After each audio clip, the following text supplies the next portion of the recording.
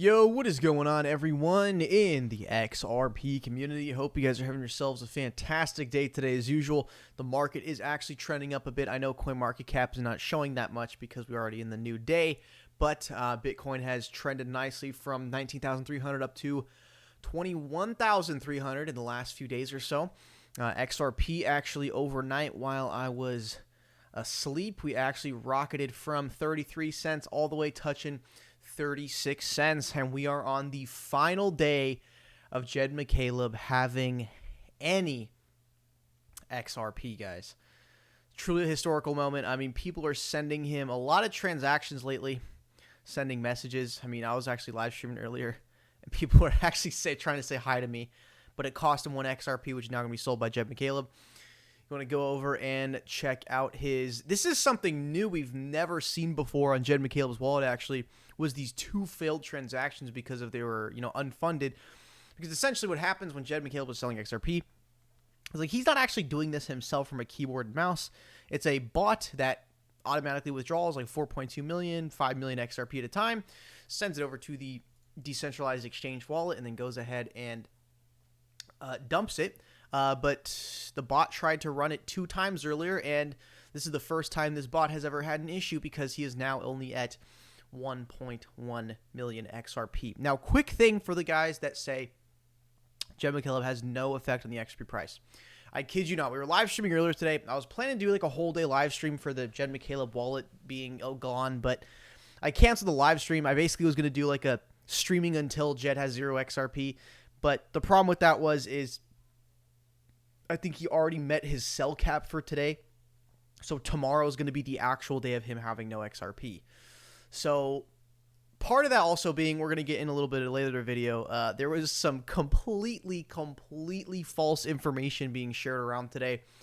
Let's go ahead and get into it, guys. So first off, we got this from Steadass on Twitter. It's from Jed McCaleb. David Schwartz, April 2022. We are in the middle of rebuilding the financial system, and Ripple is poised to figure out where the interesting things are. Next one, guys. The fact that Ripple has spent $100 million on legal fees in their battle against the SEC is insane. What a waste of time and money. All the SEC needed to do is come up with some sort of guidelines for crypto, let people build, and collect taxes. Oh, and checked it out by Ripple, by the way. I usually forget this, but Ripple's actually followed me on Twitter. That is honestly really awesome. Let's go ahead and get the desktop audio sorted here, and we're going to go ahead and listen to this Brad Garlinghouse with his wonderful beard as usual. Let's go ahead and get this playing here. And the audio is not working. Am I going to have to restart the video, or can I get the quick fix? It looks like we're going to have to restart the video. No, we're good. All right, got the quick fix, guys. Sorry about that. The headline for me is I feel like it looks good. In large part, I think it's very clear, and the more that has come out, the facts are on our side, and I think it's more and more clear the law is on our side. But we have spent, one of the things when this is all said and done, we will have spent over $100 million on legal fees fighting the SEC. And the dynamic there is, in my opinion, the SEC bullies companies into settlements because they can't afford to fight. And the reason I think this fight is so important isn't just for Ripple, it's really for the whole industry. It was literally 4 years ago this week that Bill Hinman, the director of corporate finance at the United States Securities and Exchange Commission, gave a speech saying that ETH was not a security. And by the way, let me be clear, I do not think ETH is a security. I don't think XRP is a security. But at the time, we viewed this as, isn't it great that 4 years ago, we're starting to provide some leadership and some clarity. And I viewed this as actually a very positive sign. I remember there's emails which now the SEC has read from our internal documents where I sent the team a note saying, hey, this is great news. We now have clarity of how the SEC is thinking about this.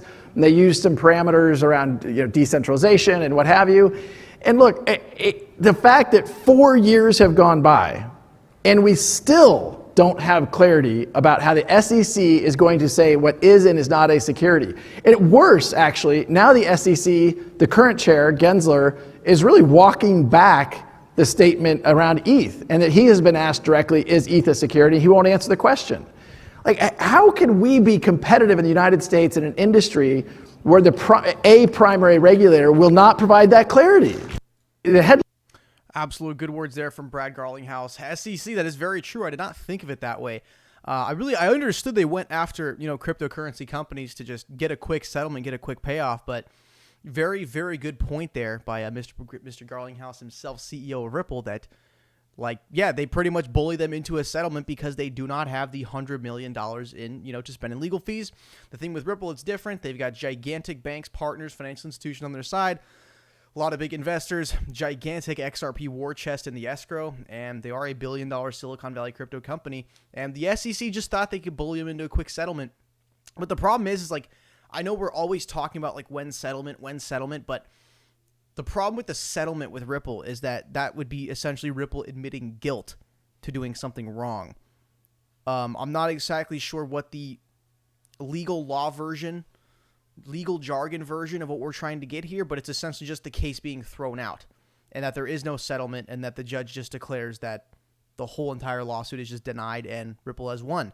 Or if there is a settlement, they give Ripple what they want in entirety. But great to see the SEC getting body slammed in court and the Jed McCaleb wallet coming down to zero and the SEC lawsuit. If those both happen around the same time, that could be one hell of a catalyst for getting us back to the all-time high $4 a coin. Next one today, guys. Interesting right here. This got liked by the Bear Bubbles. This is why it popped up on my feed. In the last month, Coinbase combined their USD and USDC markets, closed Coinbase Pro, and turned off their affiliate program. This is after over a year of insiders selling coin stock, which has absolutely cratered. I smell a liquidity crisis. Where's the money, Coinbase? That is quite interesting because Coinbase is firing, Ripple is hiring. I don't think Coinbase is going to be a tier 1 exchange in the future, honestly. The top exchange, the number one exchange that the most people use for crypto, it's always a cycling thing. I remember when, 3 years ago, FTX did not exist. Now it's a top major exchange. The guy that owns it's now a billionaire.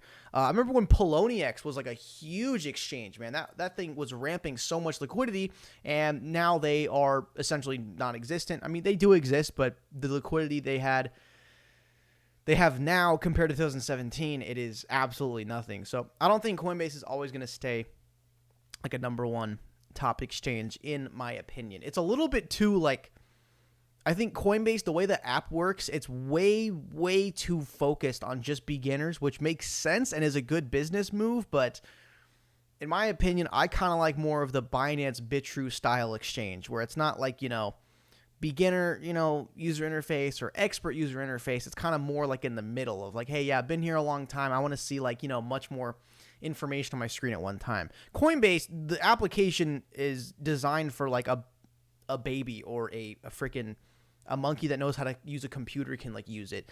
That's the thing I don't like about Coinbase is it's a very, very bare bones, easy to use, so a 12-year-old could use it. But me personally, I think those kind of Bitrue, Binance, FTX that shows much, much more data on the screen, that's going to be kind of more the leading exchanges in the future. I don't think Coinbase will be a tier 1 exchange much longer, in my opinion.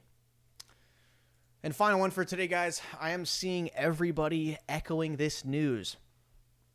So U.Today, independent organization that covers the crypto industry, blockchain, and new gen tech.